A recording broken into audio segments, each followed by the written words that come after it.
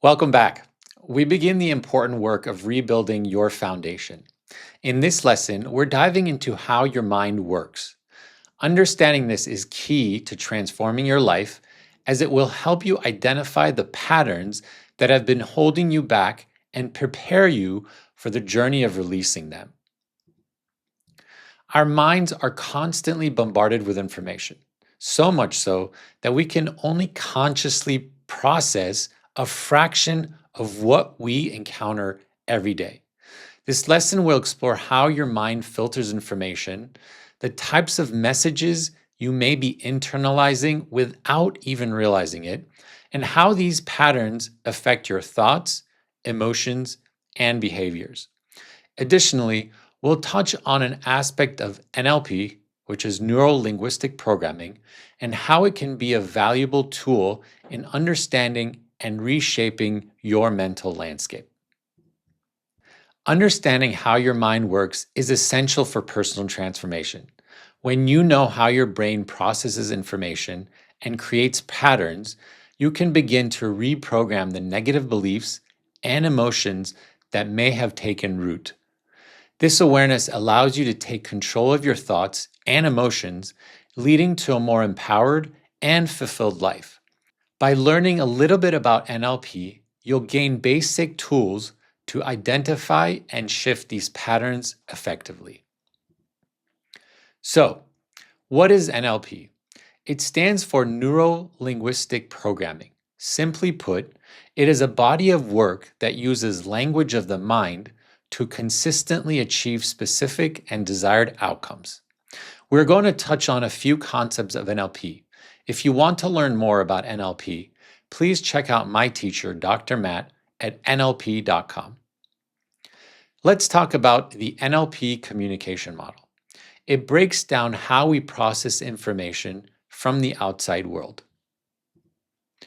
We take in information with our five senses: visual, auditory, kinesthetic, which is senses, olfactory, which is smell, and gustatory, which is taste.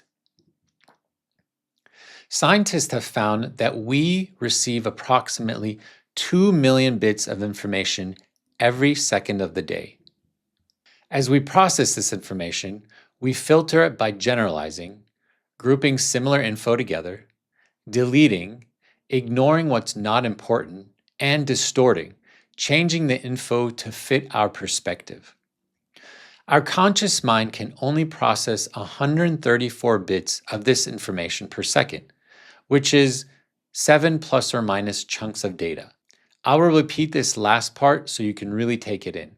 We receive 2 million bits of information per second and can only process 134 bits per second. We do this based on our values, beliefs, memories, decisions, attitudes, and our language.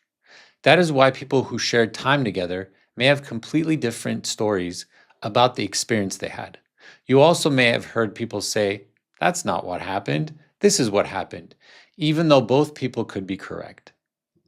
Now, once we have filtered this information, we 1. Create an internal representation, which basically is a visual image with sounds in our mind. Number 2, we create a state of mind, which just basically means a feeling state. And number 3, a physiological structure, which means we create a shape in our body, or the shape that our body takes.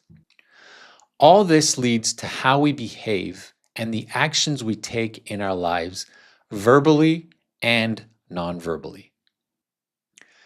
Now we can use the term subconscious mind for what we just talked about. Our subconscious mind supports us in our day-to-day lives by working in the background, performing things auto-magically, like heartbeat, digestion, breath, and much more. It also helps with memory, so we don't have to keep learning the alphabet over and over again every day. It stores the information for recall at a later time. Now, you might create a memory or store something at the age of 10 or 11 that served you at that time, but now you're 35, and what you stored no longer serves you. Let me tell you a little story that drives this home. When I was 13 years old, I went to my uncle's office. We spoke about managing money and being responsible for it. I told him that I could manage my own money and I can be responsible, so please give it to me. He got really upset at me and my comment and yelled at me. He said, "You don't know how to manage money. You will never know how to manage money." I started to cry and got really silent and didn't say anything else after that. Now, the internal representation that I have is my uncle yelling at me and me crying. The state of mind is sadness, despair, disappointment. And the physiology of my body is lowering of my head, curling inward, and pulling back in my seat. For the longest time, I managed money very poorly, and I didn't understand why I would always have a negative balance or debt accumulating. It was a journey to let go of this belief and create a new one. I have since worked on this and now believe I actually manage money very well. Which takes us to the next step, which is reprogramming your subconscious. As we learned before, our behaviors and actions are the result of our programming. That is why you may not be getting outcomes in your life that you might be looking for.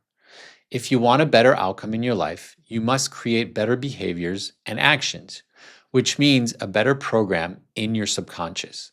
Giving your subconscious better inputs, meaning changing your beliefs and values so your behaviors and actions change, will create a better outcome in your life. I hope you can now appreciate the importance of reprogramming your subconscious mind. There is one other important point here when it comes to changing your life. We want to make sure it is ecological, which simply means it is good for you, your family, and the world around you.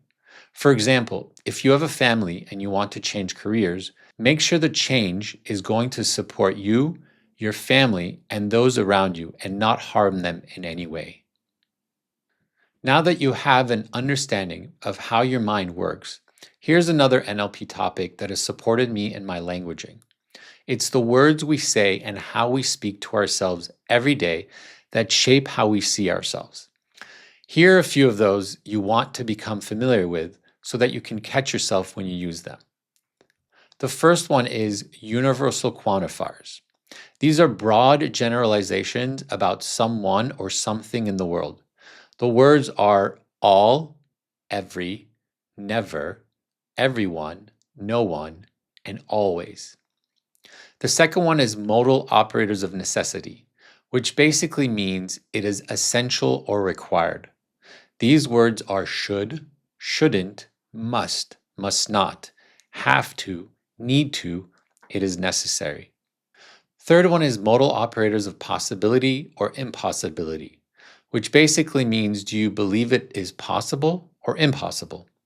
These words are can, can't, will, won't, may, may not, possible or impossible. Now that you know these, take a note as to how often you use these words. When you do use them, ask yourself, is this true? Examples.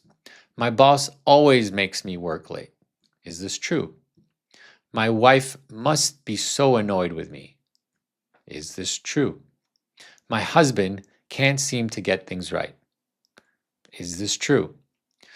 Asking yourself, is this true, allows your mind a moment of pause to reflect on this point and to question yourself further inquiry if it's true in your current state and pause for a change in language. From always to sometimes or that one time, from must to is she really and for what, and from can't to chooses not to or get curious at the situation.